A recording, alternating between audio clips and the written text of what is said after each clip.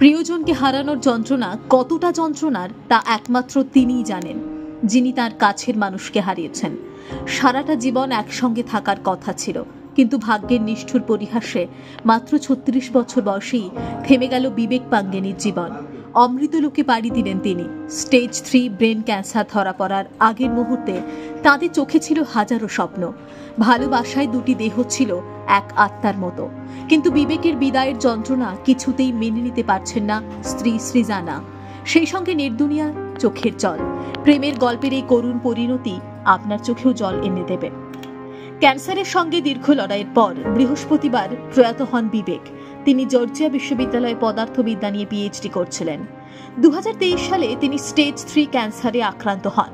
এরপর স্ত্রী সৃজানা সবকিছু ছেড়ে স্বামীকে বাঁচাতে প্রাণপণ চেষ্টা চালান, কিন্তু হেরে গেলেন তিনি। হারল আরও এক প্রেমের কাহিনী। এই ভালোবাসা সমাজের কাছে উদাহরণ হয়ে থাকবে। বিবেক সৃজানার প্রেম কাহিনী সোশ্যাল মিডিয়ায় ভাইরাল হয়েছে। বিবেকের মৃত্যুতে মন খারাপ নেট দুনিয়ার। সৃজানা ও বিবেকের একটি ছবি সোশ্যাল মিডিয়ায় ঝড়ের বেগে ভাইরাল হয়েছে, যেখানে সুস্থ বিবেক ও ক্যান্সার আক্রান্ত হওয়ার পর তার যন্ত্রণা ফুটে উঠেছে। সৃজানা তার চিকিৎসায় কোনো কসরত রাখেননি। কঠিন সময়ে সবসময় চেষ্টা করেছেন স্বামীকে সুস্থ করে তোলার। প্রতিটি মুহূর্তকে স্মরণীয় করে রাখার চেষ্টাও করেছেন তিনি। চিকিৎসার কারণে যখন বিবেককে চুল কাটতে হয়, তখন সৃজানাও তার লম্বা চুল ছেঁটে ফেলেছিলেন।